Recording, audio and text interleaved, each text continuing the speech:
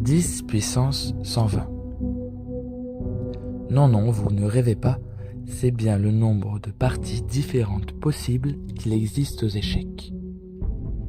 Pour vous donner un point de comparaison, c'est beaucoup plus que le nombre d'atomes observables dans l'univers, 10 puissance 80, ou encore le nombre de grains de sable sur Terre, 7,5 fois 10 puissance 18.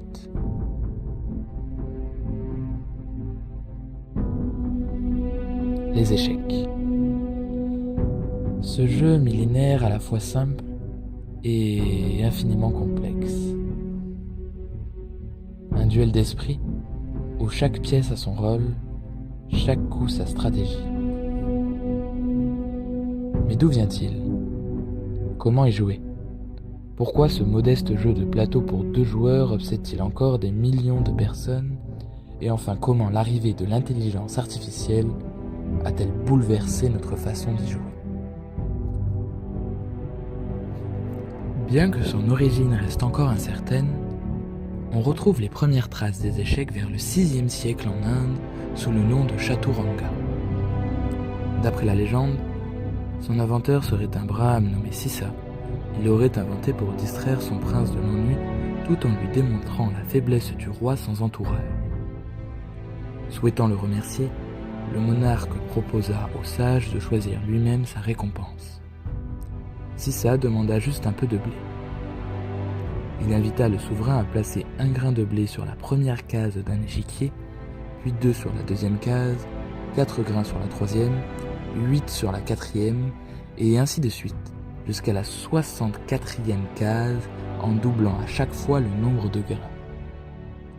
Cette demande sembla bien modeste au souverain, fort surpris et amusé par l'exercice. Mais le roi n'a jamais pu récompenser Sissa. Tout compte fait, il aurait fallu lui offrir non pas un sac, mais 18 quintillions de grains, soit toutes les moissons de la terre pendant environ 5000 ans. Cet ancêtre des échecs se jouait à 4 joueurs. Chaque joueur possédait 4 pions, un cheval, un éléphant, un bateau ou un char, ainsi qu'un roi. Les coups étaient désignés par le lancement des dés. Le plateau était en fait un champ de bataille abstrait pour faire la guerre. Le jeu voyagera ensuite en Perse sous le nom de Chatranj, puis dans le monde arabe et enfin en Europe où il subira de nombreuses modifications pour parvenir au jeu que nous connaissons aujourd'hui. D'ailleurs, la célèbre expression « échec et mat » vient du persan « Shahmat » qui signifie « le roi est mort ». Les échecs se pratiquent sur un plateau composé de 64 cases, dont 32 de couleur blanche et 32 de couleur noire. La case inférieure droite, face au joueur, doit toujours être blanche.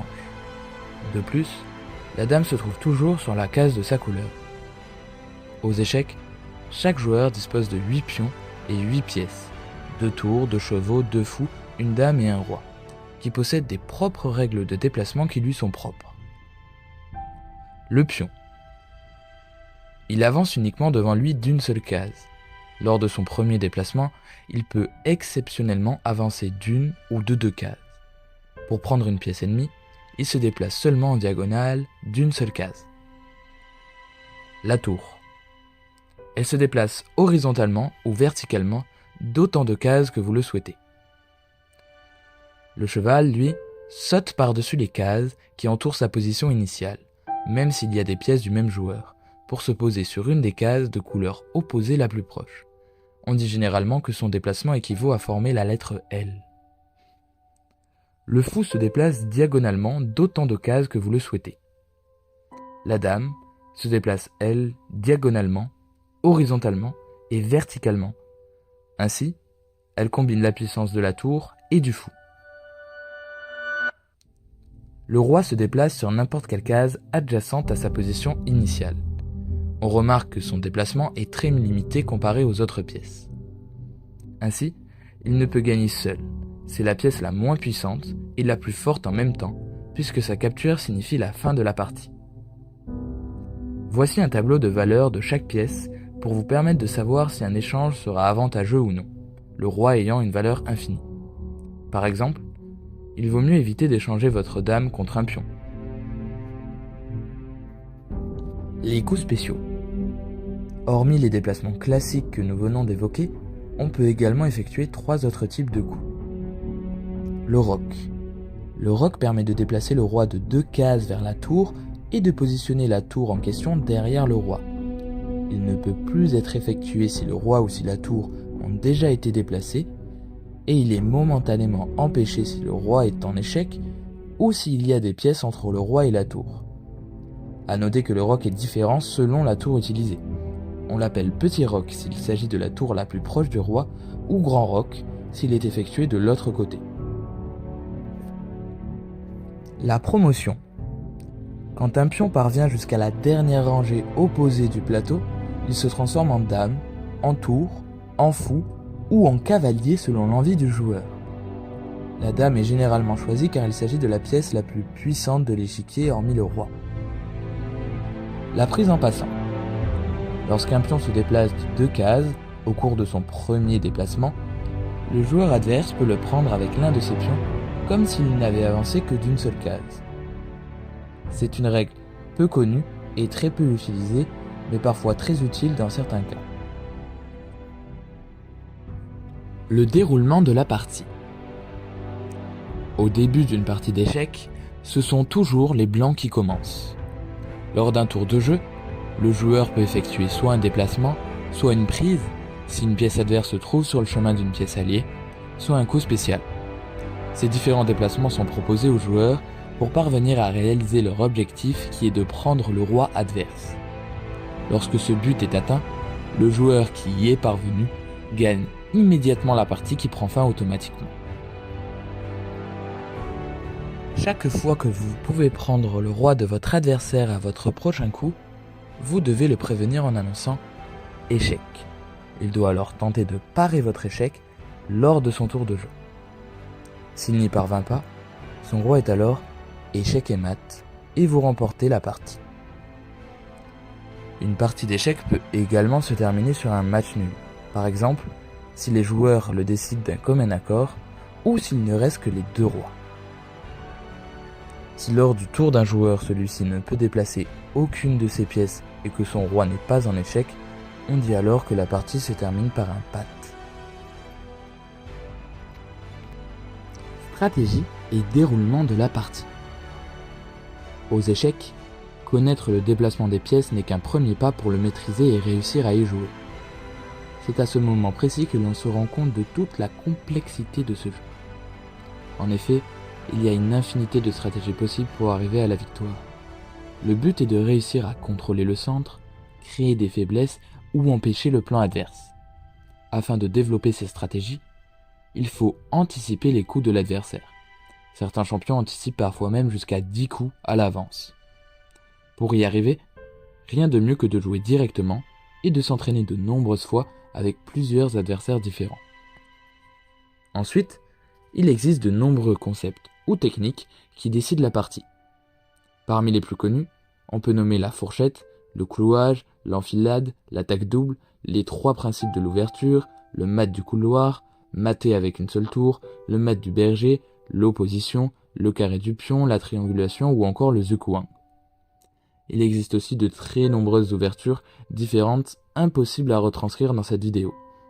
Pour connaître et apprendre à parer toutes ces techniques, je vous invite à aller voir la vidéo de Julien Song sur la tactique aux échecs pour tout savoir sur les différentes stratégies à prendre en main.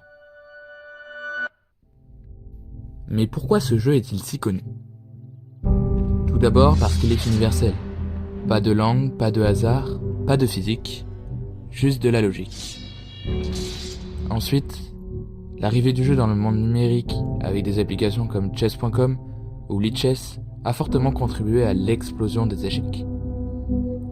Puis la série The Queen's Gambit, sortie en 2020, ou encore le confinement, ont donné envie à de nombreuses personnes de découvrir les échecs. Enfin, les champions des échecs aux fortes personnalités ont incité de nombreuses personnes à y jouer. Parmi eux, on peut citer Bobby Fischer, le champion des États-Unis à 14 ans en 1958, Garry Kasparov, considéré comme l'un des meilleurs joueurs de l'histoire, et enfin Magnus Carlsen, le Mozart des échecs, 5 fois champion du monde de 2013 à 2021. Ainsi, chaque champion reflète son époque. C'est Graham.